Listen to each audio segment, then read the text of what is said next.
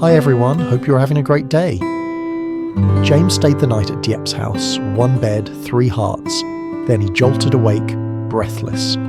What did he dream that could change their future forever? If you enjoy this story, please hit like and subscribe so you don't miss the next episode. Night settled over the hillside and the little house went quiet in that deep mountain way. No street noise, no bright lights, just wind brushing the leaves and insects humming outside. After everything in episode 21, James didn't go back down the road, not because it was hard to travel, and not because he wanted to make it dramatic.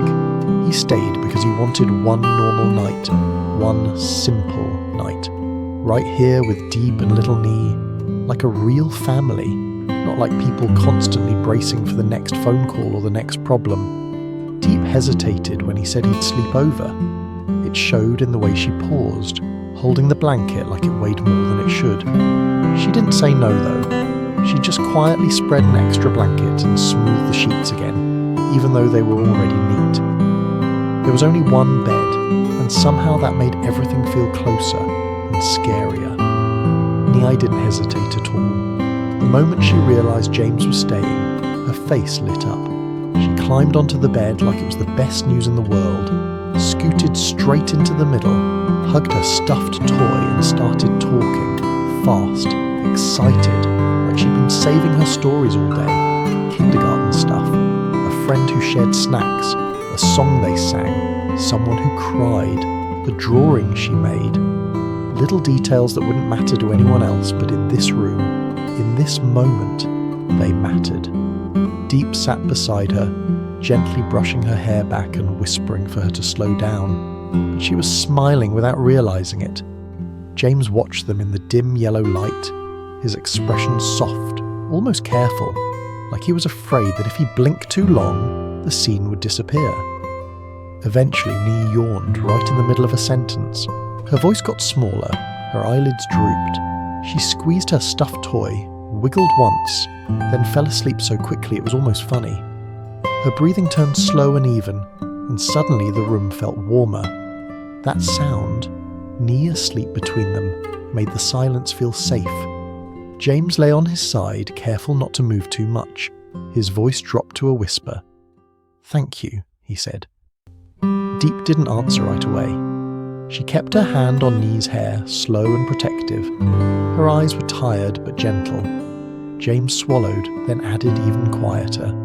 "For letting me stay. For giving me a place to come back to."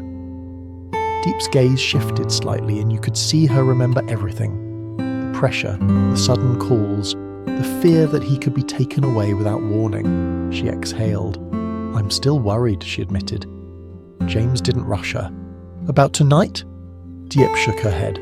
"About tomorrow." The wind brushed the roof. Nee stayed asleep in the middle, warm and innocent, like she didn't know how much the adults around her were carrying. Diep's voice trembled just a little, but she didn't hide it. "Tomorrow? Will you disappear again? Will your family drag you away? Will something happen and I won't even have time to understand what's going on?" It wasn't an accusation. It was fear. The kind that comes from being abandoned once and never wanting to feel that pain again. James reached out and took her hand gently. Not tight, not possessive, just enough to say, "I'm here. I'm not leaving right now." "I've been thinking a lot," he said. Diep watched him closely like she didn't want pretty words. She wanted something real. James took a slow breath. "I keep picturing a small house," he said. "Not a huge one, not fancy, just shin-shin, cozy, warm." Diep's fingers twitched in his hand. "A window looking out over a garden," he continued. "A kitchen that smells like rice and ginger. A little yard where kids run around barefoot, laughing, making a mess. The kind of mess that makes a home feel alive." Diep didn't interrupt, but her eyes softened. The image was too sweet, too dangerous. Because when you've been hurt, hope feels like something you're not allowed to touch. James glanced toward Nye. "I don't want DJ Farm to be only work," he said. "I don't want it to be just about buying produce, negotiating prices, proving myself to anyone." His voice got heavier, more serious. I want it to be the foundation, a first step toward a real home, a real family. Diep looked down at me and swallowed. You're saying it like it's easy, she whispered. James shook his head immediately. It's not easy, he said. That's why I'm saying it out loud. Because if we don't choose our future, other people will choose it for us. Diep's voice got smaller. I've believed before, she said, and it hurt. James didn't flinch. Then let me be different, he replied. Let me prove it. Not with one speech, just with time and actions and staying. Diep hesitated, then asked the question she'd been holding back all day. If one day I get weak, she whispered, and I want to give up, what will you do? James answered instantly. I'll stay. I'll protect you. I'll stand with you even when people talk. His thumb brushed her knuckles lightly. Even if the whole world thinks it has the right to judge you, I'll be there. He leaned forward carefully and kissed Nie's forehead. Gentle, quiet. Then turned back to Diep. His eyes were steady in a way that didn't feel like performance. It felt like a decision. Diep held his gaze. She didn't smile. She didn't cry.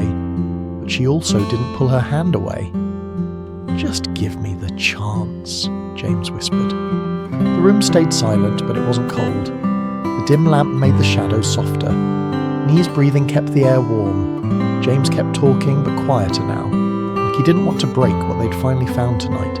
He described little details. A small table where Diep could write plans for DJ Farm, a corner for Nye to study, a yard with a fruit tree, evenings where nobody threatened them and nobody tried to tear them apart. Diep's eyelids grew heavy. She tried to fight sleep, like rest was something she didn't trust. But James's voice stayed calm, and Nie's warmth between them made the room feel safe, in a way Diep hadn't felt in a long time. Finally, Diep's eyes closed.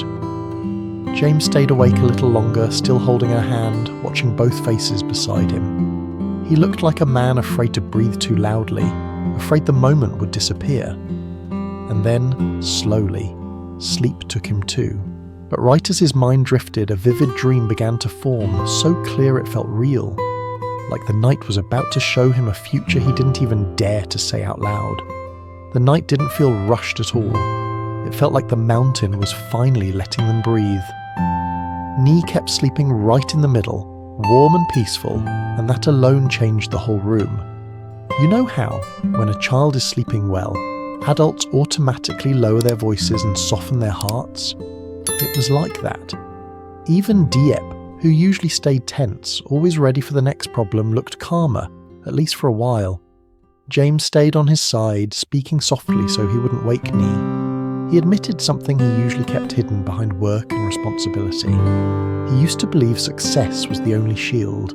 If he built something big enough, no one could control him. No one could look down on him. No one could force him to choose between his life and his family.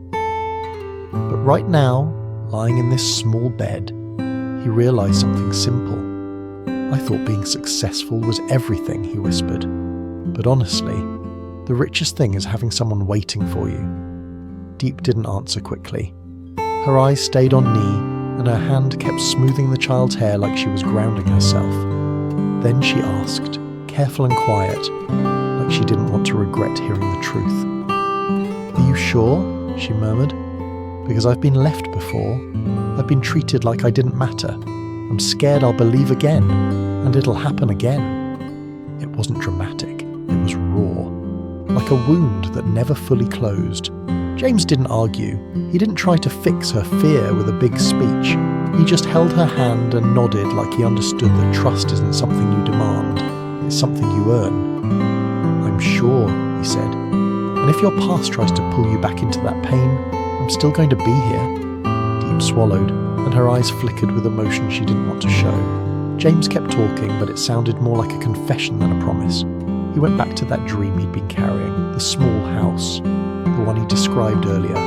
Not a mansion, not a place meant to impress anyone, just a home, a little roof, a small yard, a window that looked out over a garden, a kitchen that smelled like rice and ginger, a corner for Nye to study and draw, a small table for Diep to write plans for DJ Farm, not on scraps of paper, not while worrying someone would judge her, just calmly, confidently, like she belonged. He even smiled as he imagined tiny sandals scattered near the door, muddy footprints in the yard, laughter exploding at the most random times. Diep finally let out a quiet laugh. It wasn't loud, but it was real. "You're imagining too far," she whispered, but her voice had softened. James smiled back, barely. "If I can't imagine it," he said, "I can't build it." The room grew still again, the kind of stillness that feels warm instead of empty. Diep's eyelids started to droop. She tried to fight it, like rest was something she didn't trust, but James's voice stayed steady, and Nee's calm breathing made the bed feel like a safe place for once. Diep didn't say anything else. Her eyes just closed. James noticed and went quiet right away. He didn't move. He didn't push for more. He just stayed there, holding her hand lightly, letting her sleep. A few minutes passed, then more. Eventually, even James's thoughts began to slow. The warmth of the room, the steady rhythm of Nee's breathing, the fact that Diep hadn't pulled away, it all softened him. Sleep finally took him. At first, his dream was blurry like most dreams, shapes, feelings, pieces of places. Then it became sharp, so clear it startled him. In the dream, Diep stood in gentle morning light. She looked different, not guarded, not tense, softer, like she wasn't carrying the whole world alone. She wore a loose dress. Her hand rested on her stomach. James froze, and then Nee ran up, excited, eyes bright, calling out about a numbe, like she already understood. She pressed close to Diep, giggling, and the room filled with warm laughter, the kind that sounds like a home. James stepped closer in the dream, heart pounding, almost afraid to breathe. It felt too real, like he could reach out and touch that future. And that was the moment his heart started racing so hard it pulled him awake. His eyes snapped open in the dark. He was back in the small hillside room. The lamp was off now, but the night still felt warm. Neo was still asleep between them, breathing steadily. Diep was still asleep too, peaceful and unaware. James stared at the ceiling, trying to calm down. It's just a dream, he told himself. But his chest didn't agree, because the dream didn't feel random. It felt like his heart had shown him what he wanted most, the thing he was almost scared to admit out loud. He turned his head slightly and looked at Diep. In sleep, her face looked younger, softer, like she wasn't fighting anyone. Her hand rested near Nee like a shield. James swallowed. He didn't touch her. He didn't wake her. He just lay there, quiet, letting the feeling settle. And somewhere in that silence, he made a decision that didn't need anyone else's permission. If he wanted that kind of future, he couldn't just dream about it. He had to choose it every day, especially on the hard days. Eventually he drifted again. Morning arrived quietly. Light slipped through the window, pale and gentle. Outside, fog covered the hillside like a white blanket. Everything looked muted and calm, like the world was giving them one more peaceful moment before reality returned. Diep woke first. She blinked, then froze slightly when she realized James was already awake. He was looking at her, but not in the usual way. His eyes were thoughtful, almost shaken, like he was carrying something heavy and private. Diep whispered, "Careful not to wake Nee. Why are you looking at me like that?" James almost spoke. You could see it on his lips, words trying to come out. But he swallowed them. Diep studied him, then narrowed her eyes a little, curious. "You dreamed something, didn't you?" James let out a slow breath and gave a small, helpless smile. "Yeah," he admitted. Diep's voice stayed soft. "What did you dream?" James paused. He glanced down at Nye, still asleep between them, then back at Diep. His smile was gentle, but his eyes were serious. "It was a good dream," he said quietly. Diep waited, but he didn't explain. Not yet. Instead, James reached for her hand again, light and careful, like he was making a promise without turning it into pressure. And in his heart, he repeated the decision he'd made in the dark. He would make sure this family, this quiet little bed on the hillside, wasn't just a rare moment. He would turn it into something real, starting today. Sớm, bà vừa chặt mía vừa kể chuyện ngày xưa. Dậy chặt 3 hoặc 4 khúc cho đẹp để bán được giá. Đồng mía cao dần, 45 đồng trở thành hy vọng cho phiên chợ. Một cây mía đổ bất ngờ khiến cả nhóm kêu, rồi cười xòa vì kịp đỡ nhau. Chiều xuống, Linda buồn bã vì con rúi của mình đã biến mất. Nghi có kẻ trộm rình quanh nhà. CEO quang ghế đến lắng nghe và trấn an và tự sửa chiếc camera cũ trong kho, kéo dây lắp trước sân nhà để bảo vệ cô. Đêm đến, Linda nấu cơm nếp cẩm mời anh ở lại ăn. Hai người trò chuyện lòng ấm lại. Quang kể áp lực công ty, camera nháy sáng, bóng lạ thoáng qua, và không biết Linda có sống sót qua được đêm nay không.